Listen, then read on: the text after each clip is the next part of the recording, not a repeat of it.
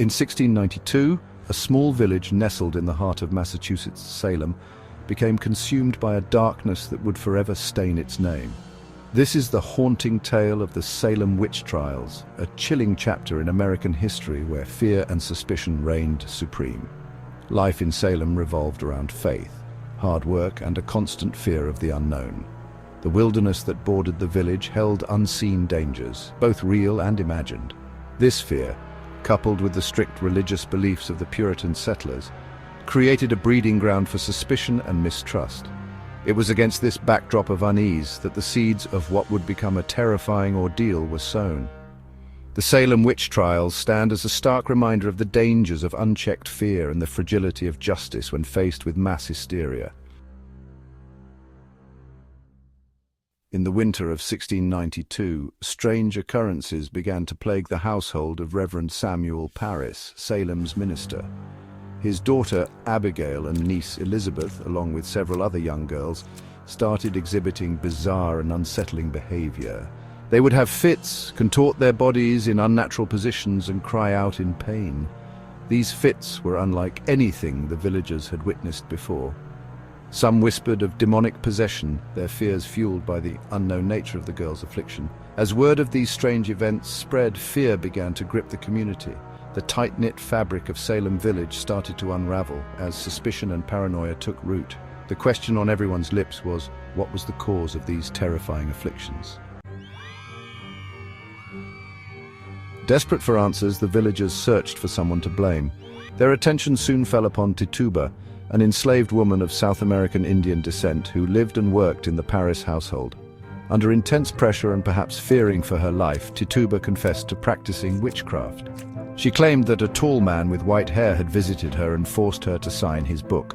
She also implicated two other women, Sarah Good and Sarah Osborne, as witches. Tituba's confession, though likely coerced, sent shockwaves through Salem. It seemed to confirm the villagers' darkest fears. Witchcraft was afoot in their midst. This marked a turning point, fueling the flames of suspicion and setting the stage for a wave of accusations that would soon engulf the entire community. As accusations of witchcraft escalated, a dangerous concept known as spectral evidence gained acceptance in the court proceedings.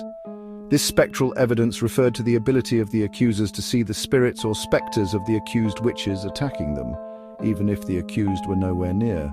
The girls, led by Abigail and Elizabeth, became adept at these spectral pronouncements. They would writhe in pain, claiming to see the specters of their alleged tormentors. Their dramatic performances were convincing to a community already gripped by fear and superstition. The reliance on spectral evidence, with its inherent subjectivity and lack of tangible proof, created a climate where accusations were easily made and even more difficult to refute. This dangerous precedent tipped the scales of justice, making it almost impossible for those accused of witchcraft to defend themselves. Section 5. The trials, justice or hysteria? With fear and suspicion running rampant, the Salem witch trials commenced in the spring of 1692. The court, presided over by local magistrates, became a stage for a terrifying spectacle.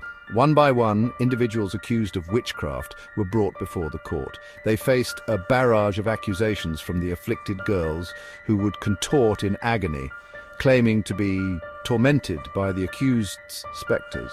The accused, often those on the fringes of society or those who dared to question the validity of the accusations, had little chance to defend themselves against the overwhelming tide of fear and superstition. The trials were less about seeking justice and more about perpetuating a climate of fear. The very foundations of reason and due process crumbled under the weight of mass hysteria. Section 6. John Proctor, a stand for truth. Amidst the chaos and fear, a few brave souls dared to stand against the tide of accusations. John Proctor, a respected farmer, emerged as a vocal critic of the trials.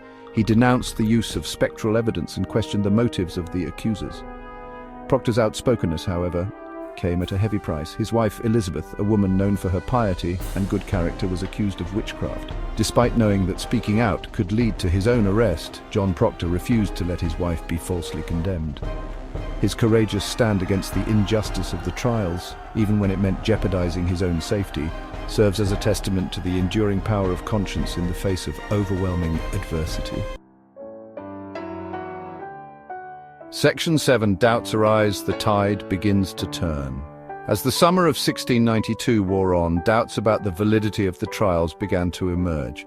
The accusations grew increasingly outlandish, targeting more and more prominent members of the community. When Reverend George Burroughs, a respected minister, was accused and subsequently hanged, even the most ardent supporters of the trials began to question the court's judgments. The seeds of doubt, once planted, began to take root. Adding to the growing skepticism, several accused individuals who had confessed to witchcraft later recanted their confessions, claiming they had only confessed under duress or fear of death. This raised serious questions about the reliability of the evidence upon which the trials were based. Section 8. Legacy of Fear, the Aftermath and its Lessons.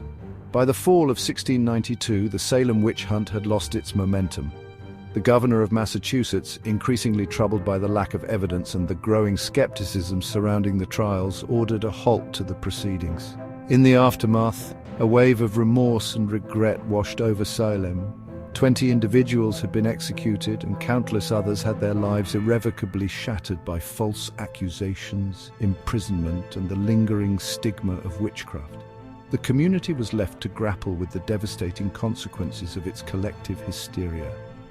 The Salem witch trials stand as a cautionary tale, a stark reminder of the dangers of unchecked fear, the fragility of justice, and the importance of critical thinking.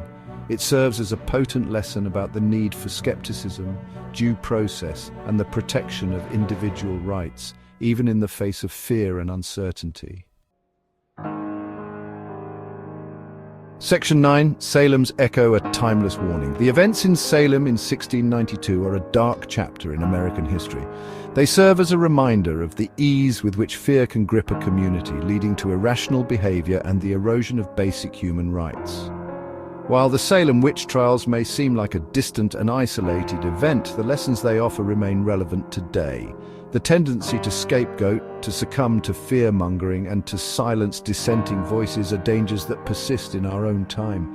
The story of Salem is a story that must be remembered not just as a historical event, but as a timeless warning against the dangers of intolerance, blind faith, and the abuse of power. It is a story that compels us to examine our own beliefs, challenge injustice, and stand up for what is right, even when it is difficult, even when it is unpopular.